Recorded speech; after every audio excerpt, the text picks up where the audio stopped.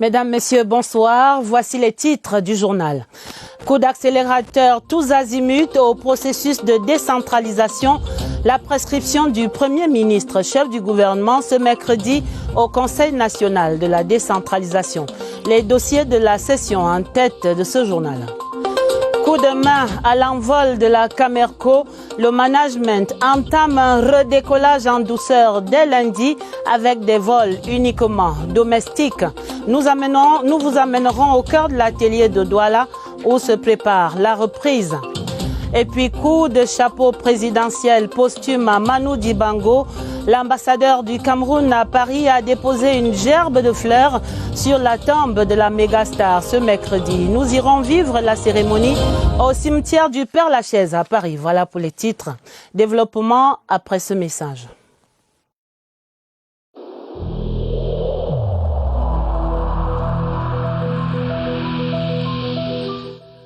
Il est essentiel que les mesures qui ont été indiquées soient absolument respectées par chacun de nous.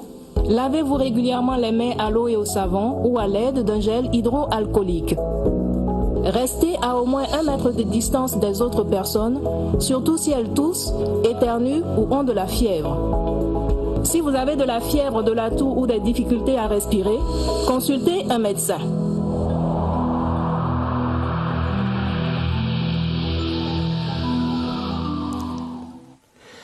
Dernière ligne droite, ultime poussée avant les élections régionales du 6 décembre. Le Premier ministre, chef du gouvernement, prescrit l'accélération et l'approfondissement du processus de décentralisation. Ce mercredi, Joseph John Gouté et les acteurs du processus ont passé en revue les chantiers ouverts dans la perspective de la mise en place prochaine des régions. Les dossiers de cette première session annuelle du Conseil national de la décentralisation, c'est dans ce reportage de Laurentine Bokono. Si le chantier de l'accélération de la décentralisation se construit progressivement, c'est que d'importants changements sont intervenus récemment sur les plans juridiques, financiers et infrastructurels dans la perspective de la mise en place des régions. Un certain nombre de dispositions doivent être réglées. Quand l'élection se sera tenue, il faudra qu'un certain nombre de dispositions juridiques qui implique que l'on prenne en considération les points de vue des exécutifs régionaux soient déjà préparés. Avec comme boussole la loi portant code général des collectivités territoriales décentralisées, les magistrats municipaux posent un regard autant factuel que prospectif. Le gouvernement de la République pourrait faire un effort d'accélérer la sortie de ces textes d'application-là pour libérer véritablement les communes, qu'on puisse juger le maçon au pied du mur. C'est un texte fondateur qui influe sur le fonctionnement des régions et donc qui fixe les lignes, qui en préside aux destinées. Au terme des travaux, le Premier ministre chef du gouvernement Joseph John Gouté prescrit diligence et large collaboration à tous les membres du gouvernement concernés par le transfert des compétences aux régions. Dans quelques semaines, l'on verra la décentralisation se déployer en ressources humaines, en infrastructures et autres logistiques pour son fonctionnement optimal. Allons donc voir ces avancées sur le terrain. Les maires annoncent que le processus de décentralisation avance. Une trentaine de départements ministériels ont déjà transféré de nombreuses compétences aux collectivités territoriales décentralisées. Mais question ce soir, avec quel impact visible sur le quotidien des populations? Question à Oswald Médon. Sur la scène de la décentralisation, ils jouent les premiers rôles. Les magistrats municipaux camerounais ont d'ailleurs du pain sur la planche. Les compétences transférées sont là pour permettre aux populations de s'épanouir. Et ce n'est pas pour le maire ou pour l'exécutif communal, c'est pour la collectivité décentralisée. Donc, le transfert des compétences, concomitamment avec le transfert des ressources, aussi bien humaines que financières, vont permettre le développement du Cameroun profond. Nous sommes très proches des populations et ces populations désormais comptent beaucoup plus sur nous. Nous avons près de 33 ministères qui ont transféré leurs compétences, mais les moyens pour la plupart ne sont pas encore transférés. Mais il a fallu traduire dans les faits le transfert des premières compétences, quoique partiel encore. Les compétences transférées sont utilisées par les maires pour apporter des réponses directes aux problèmes des populations, aux problèmes de développement. Je prendrai le cas direct de ce qui nous est transféré du ministère de la décentralisation, les 100 millions.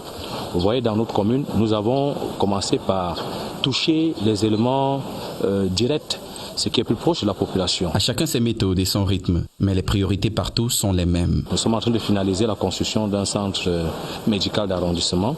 Nous avons également mis sur pied des stratégies pour rénover ou réhabiliter tous les points d'eau. Ils ont le devoir de matérialiser ce qui n'était encore qu'un concept. Et même s'ils s'avouent capables d'impulser le développement attendu, on est encore loin de la vitesse espérée. Mais le Cameroun est bien en marche vers cette régionalisation. Les toutes premières élections régionales annoncées pour le 6 décembre se préparent activement. Les recours pour le contentieux préélectoral se referment tout à l'heure à minuit. Délai de rigueur pour la réception des contestations relatives aux listes de candidatures. 200 sièges reviendront aux chefs traditionnels dans ces conseils régionaux. Comment donc ces gardiens de la tradition se préparent-ils pour ce scrutin historique au Cameroun? Augustin Guizana. Les prétendants au fauteuil pionnier sont sur le qui-vive depuis la publication des listes des candidatures par Elections Cameroun. Nous voyons déjà devant de comment est-ce que les choses devront se passer après ces élections. Il y a deux listes qui sont en concurrence. Même si nous sommes tous des chefs traditionnels, c'est aussi comme dans d'autres partis. Si les candidats investis par les partis politiques ont un mécanisme clair de gestion du processus électoral, les chefs traditionnels sont face à la toute première expérience. Préparer une éventuelle défense devant les tribunaux administratifs en cas de litige, mobiliser les ressources pour battre campagne sont un ensemble de défis. Quand il s'agit du département du Bamingkim, il y en a 5 arrondissements et il y a 5 regroupements de chefs traditionnels. On va donc aller au sein de chaque regroupement pour continuer la réflexion qui a amené à ce que nous ayons une seule liste. La campagne sera d'abord financée par les candidats que nous sommes, ensuite les bonnes volontés et puis les élites sur lesquelles nous comptons beaucoup. En attendant les listes définitives, les représentants du commandement traditionnel ont déposé 111 listes, des batailles en perspective. Je vous le disais en titre, la Camerco reprend son envol. L'étoile du Cameroun retrouve le ciel dès lundi grâce au Boeing 737 loué récemment à l'Ukraine et réservé exclusivement aux vols domestiques pour l'instant. Des annonces données à la presse par les responsables de la compagnie aérienne nationale ce mercredi. Nous vous invitons dans les ateliers de la Camerco à Douala. Notre guide là-bas, Alvin Baonganzi. Le Boeing 737, qui devra desservir plusieurs villes du Cameroun dans les prochains jours, a passé les 5 étapes de conformité aérienne. Un contrôle effectué par des techniciens camerounais et étrangers pour que la sécurité de la clientèle soit assurée. Une fois que l'autorité aéronautique a confirmé son état de navigabilité, il a réussi à traverser l'Europe et se poser au Cameroun.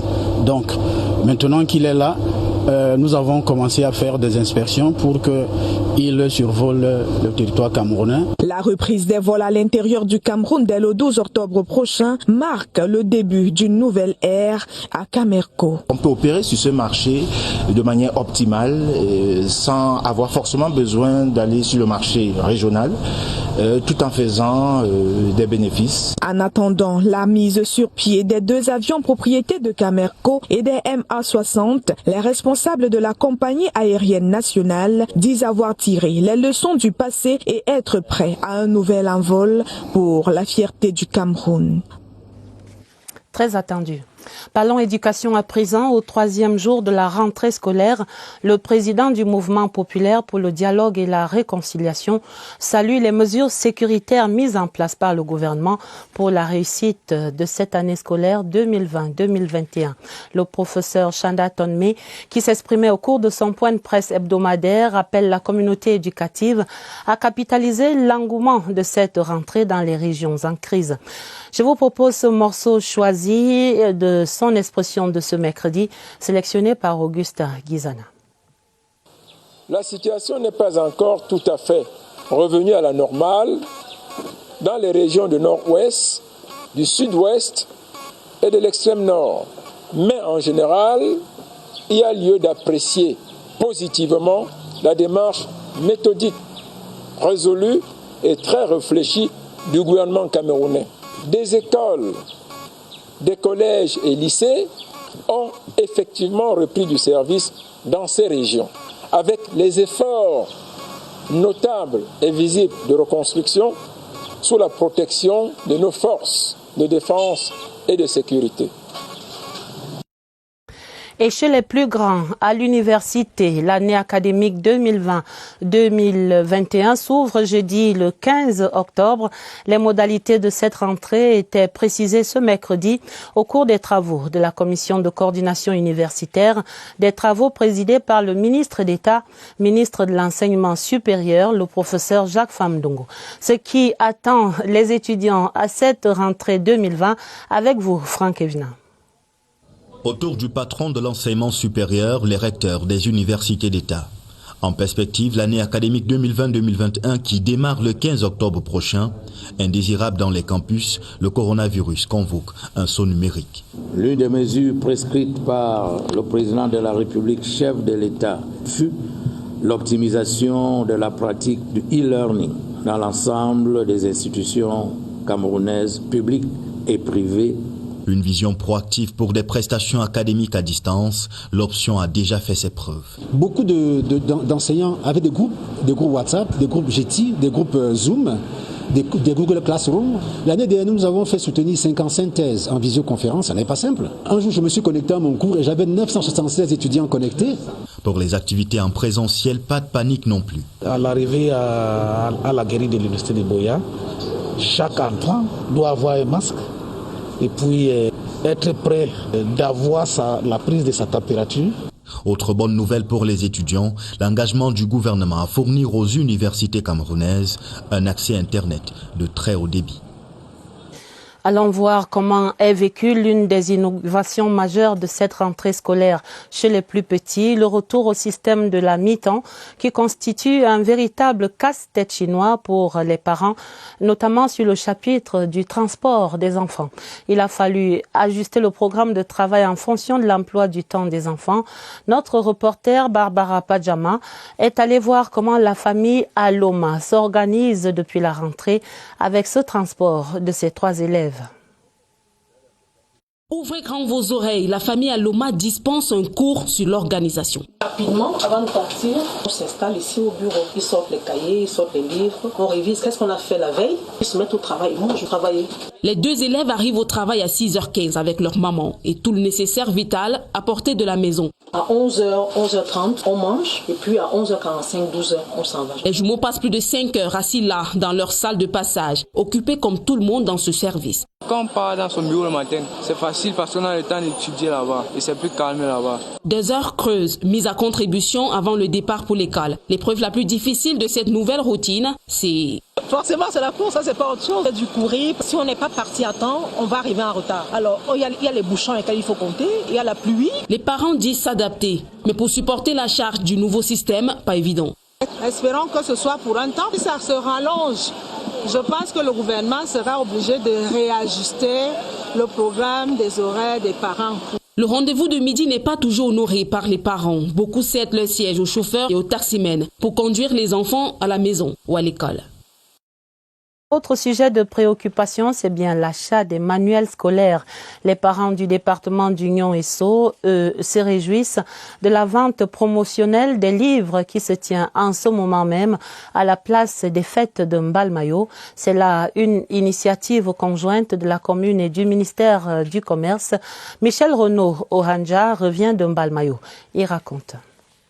Parmi les difficultés auxquelles sont confrontés la plupart des parents d'élèves en cette période de rentrée scolaire, il y a celles liées au prix des fournitures et manuels scolaires. Chaque année, Monsieur le ministre du Commerce nous instruit et nous avons eu un opérateur qui nous a été confié par la délégation régionale du commerce du centre qui a mis à notre disposition des stocks importants de cahiers de grande qualité et à des prix très concurrentiels. Un accompagnement apprécié par plus d'un et qui bénéficie de l'appui de la commune de Mbalmayo. Je voudrais remercier Monsieur le ministre du Commerce qui a bien voulu accepter notre doléance. En tant que parent d'élèves, mon souhait c'est de demander au ministre de proroger de 2 semaines encore pour permettre vraiment aux parents d'acheter ces fournitures. Parce que vraiment les prix sont abordables.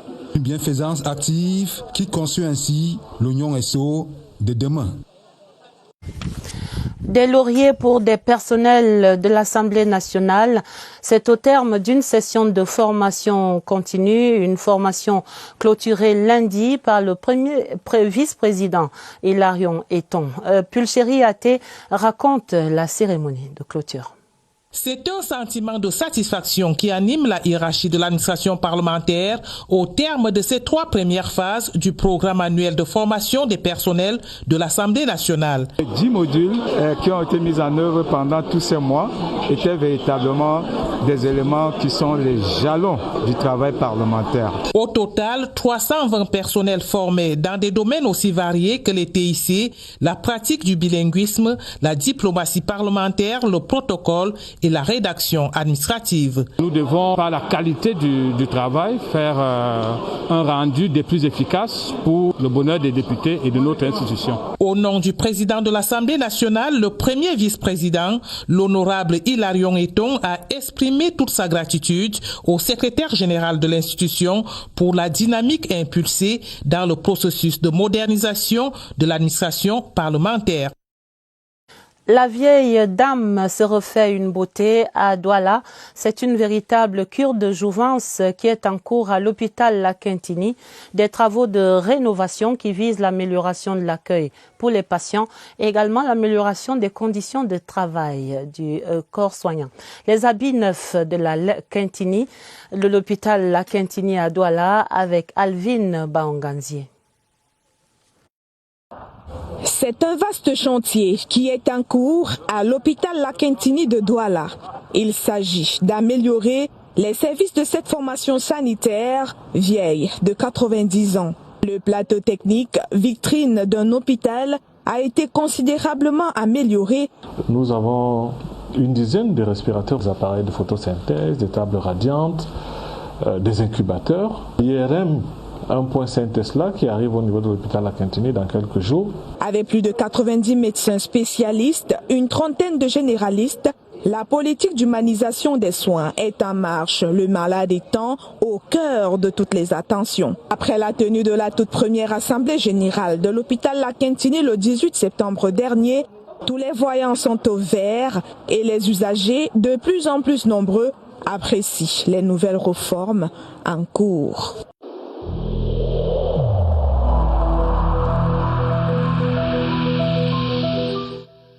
Le port du masque dans l'espace public restera obligatoire jusqu'à nouvel ordre.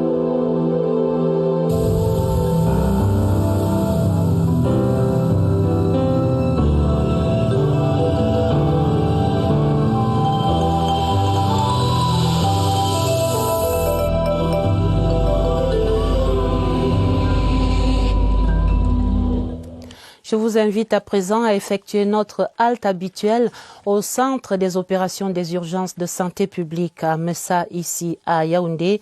Et là-bas, un sujet qui était exposé ce soir, on annonce et on confirme que pendant l'accouchement d'une patiente atteinte de coronavirus, le personnel de santé peut être contaminé si certaines précautions précises ne sont pas prises. Nous allons voir cela avec Évariste Yenga et son invité de ce soir, le professeur Robinson Bou. Bonsoir, messieurs. Comment cela s'explique-t-il?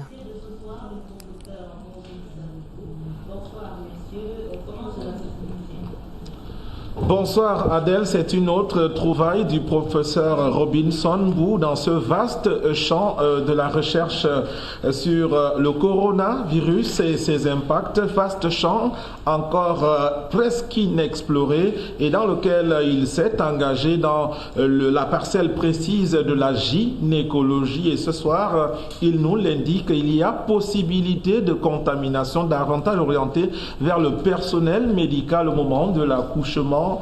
Question donc au professeur Mou ce soir. Professeur, bonsoir. Bonsoir Évariste. Je rappelle que vous êtes gynécologue, à ne plus présenter, et directeur de la santé familiale, ministère de la Santé publique. Comment la sage-femme ou le médecin accoucheur sont-ils davantage exposés au moment de l'accouchement lorsque la patiente est testée positive au Covid-19? Merci. Dans le suivi d'une femme en travail, de manière routinière, il y a au moins que la femme en travail soit examinée tous les 30 minutes et qu'on voit comment le col sera tous les 2 heures. Donc il est donc possible que tous les 30 minutes, si un personnel soignant est à côté, tous les 30 minutes, il y a des possibilités d'infection croisée. C'est-à-dire infection qui sort de la femme qui est infectée, qui est en travail, à la personne soignante. Raison pour laquelle il est très très facile, vous avez suivi qu'il y a beaucoup de personnel de santé infectés, beaucoup sont décédés. C'est cette infection croisée qui est la première porte d'entrée de l'infection du personnel soignant au cours de la grossesse. Et comment on fait, professeur, pour éviter cette infection croisée? C'est pour réduire la fréquence d'examiner. C'est-à-dire, si vous commencez au début, vous trouvez que la femme a un travail, on peut attendre jusqu'à 4 heures, même 5 heures, que tu sens que la femme a commencé à pousser. C'est à ce moment-là que tu peux aller. Donc il faut réduire totalement, de manière normale, de ne pas aller tous les 30 minutes à côté d'une femme qui a un travail testé positif pour la Covid.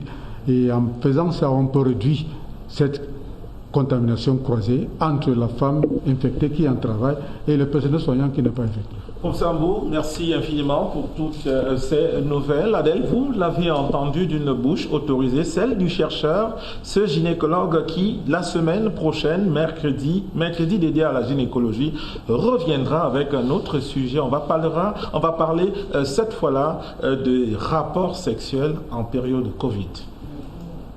D'autres surprises certainement sur le front de cette bataille contre la pandémie. Merci Évariste, merci au professeur Mbou. Allons à Paris à présent pour l'hommage du chef de l'État à Manu Dibango. La mémoire de la mégastar disparue il y a 6 mois en France était saluée ce mercredi au cours d'une cérémonie sobre et émouvante au cimetière du Père-Lachaise à Paris. L'ambassadeur André Magnus Ekumu a déposé une gerbe de fleurs sur la tombe du grand Manu et redit à sa famille les condoléances du chef de l'État et la reconnaissance du Cameroun pour l'immense œuvre de cet immense artiste. L'émotion du moment captée par notre correspondante sur place à Paris. Retrouvons Maxence Ancel.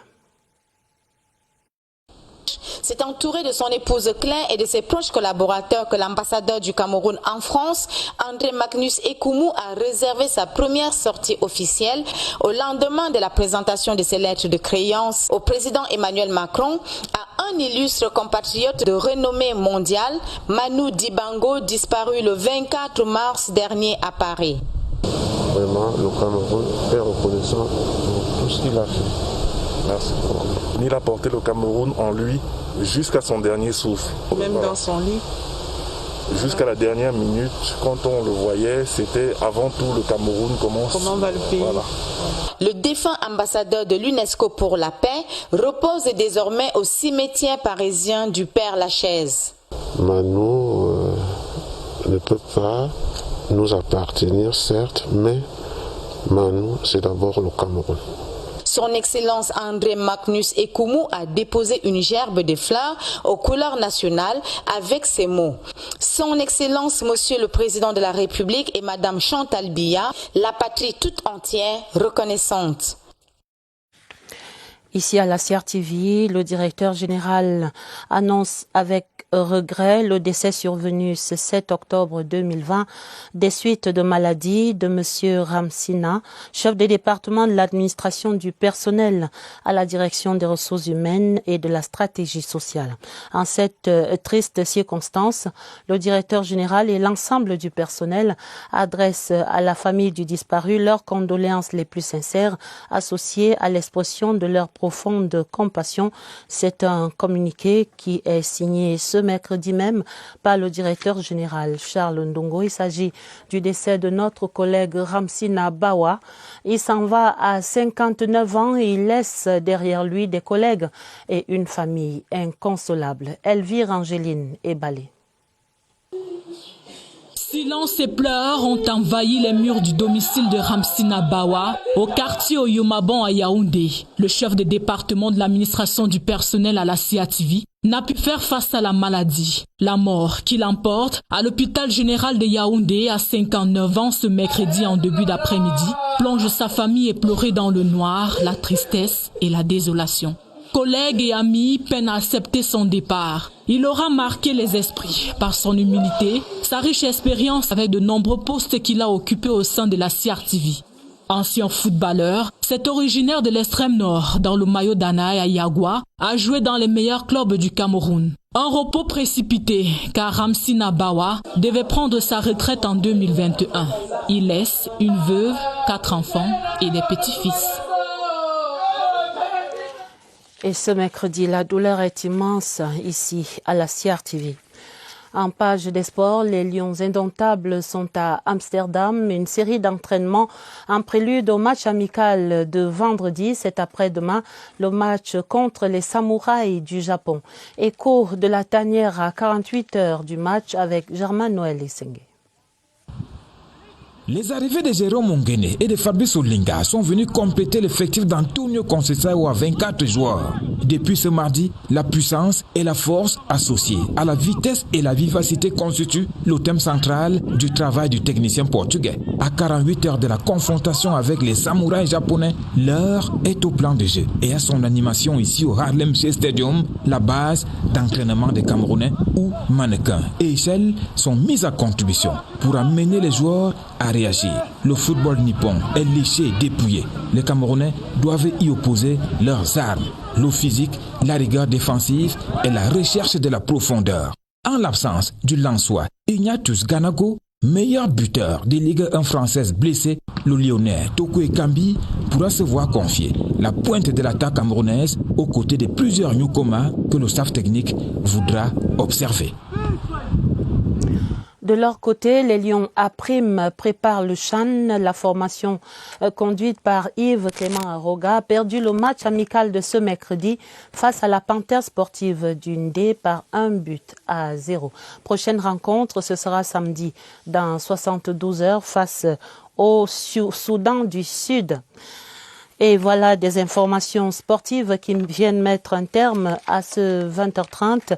L'essentiel de l'actualité du jour annonce un coup d'accélérateur tous azimuts à mettre au processus de décentralisation. C'est la prescription du Premier ministre, chef du gouvernement, donnée ce mercredi à l'ensemble du Conseil national de la décentralisation et aux acteurs de ce secteur. Coup de main à l'envol de la Camerco, le management entame un redécollage en douceur. Ce sera à partir de lundi avec uniquement des vols domestiques. Vous avez vu en image l'atelier de Douala où se prépare cette reprise. Coup de chapeau présidentiel posthume à Manu Dibango. L'ambassadeur du Cameroun à Paris a déposé une gerbe de fleurs sur la tombe de la mégastar inoubliable ce mercredi au cimetière du Père-Lachaise à Paris. La fin du 20h30, un journal préparé avec la collaboration de Franck Evina et de Augusta Ngononga. Vous aurez d'autres informations tout à l'heure, un journal entier à minuit présenté par Gilbert Ongene et Georges Marcel Messila. Retrouvez immédiatement après le 20h30 le documentaire Monsieur le Président, les fictions américaines. Je vous quitte encore sur ces précieux rappels du président de la République contre le Covid-19 en vous souhaitant une très belle soirée sur la CIATV. À demain, 20h30.